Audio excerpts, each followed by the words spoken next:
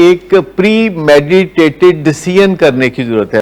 Pre meditated क्या होता है? प्री मेडिटेटेड डिसीजन, सोचा समझा हुआ, तय किया हुआ, जैसे एक प्री मेडिटेटेड डिसीजन होता है।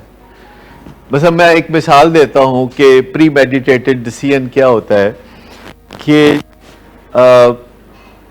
जैसे कि इस बात का इम्कान तो माजी में रहा और मुस्तकबिल में भी हो सकता है कि अगर आपको कोई अल्कोहल पेश करे और आप उसकी तरफ बढ़ जाएं, लेकिन इस बात का मेरे ख्याल में कोई इम्कान नहीं है कि कोई आपको सूअर का गोश्त पेश करे तो आप उसके बारे में सोचने लगे कि मैं इसको खा लूं। ऐसा क्यों है कि सूअर के गोश्त के बारे में आप एक रत्ती बराबर भी हमें शुबा नहीं कि आप उसकी तरफ बढ़ सकते हैं। देखो हराम दोनों चीजें हैं, हराम दोनों चीजें हैं, लेकिन एक के बारे में प्री मेडिटेटेड डिसीजन है।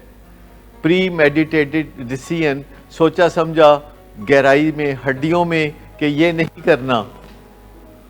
हालांकि हराम शराब भी है और इस पे आप हमारे पेशेंट्स को कहते हैं देखो अभी हराम है तो अभी हराम है, लेकिन हराम गुस्सा भी है।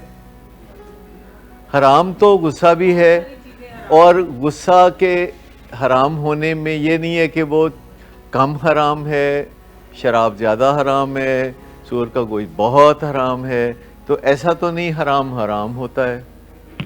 तो गुस्सा करने के बारे में हमने कहाँ से ये एक सोच रखा है प्री मेडिटेटेड डिसीजन के? खैर है, गुस्सा अखीर तक कीता जा सकता है, किसी स्टेज पे जाके कीता जा सकता है। प्री मेडिटेटेड डिसीजन की बात है कि हमने बचपन से अपने वालिदैन को गुस्सा करते देखा, हमने मुअज़्ज़ज़ लोगों को गुस्सा करते देखा, हमने उलमा को गुस्सा करते देखा, उसको गुस्सा करते देखा, तो हमने समझा कि ये शायद रस्मन हराम है।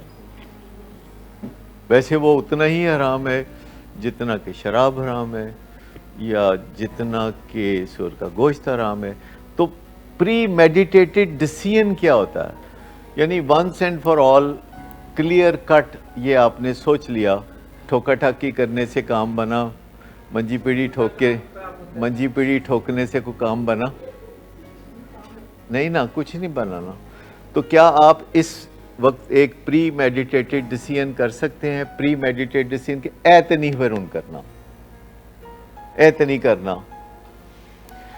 लेकिन हमने देखा है कि आप कहते हैं कि ये एक बीमारी है और आप उसके ऊपर कुछ जानकारी भी रखते हैं और उस बीमारी को समझते भी हैं, और जब आपका बच्चा इस बीमारी में मुब्तला होता है और जिद्दोजहद आप कर रहे होते हैं उसको इस बीमारी से निकालने के लिए,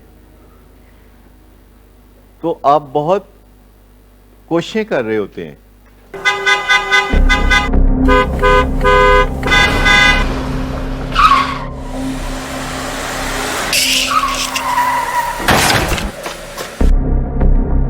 घटिया इंसान, इतनी देर से गेट क्यों खोला?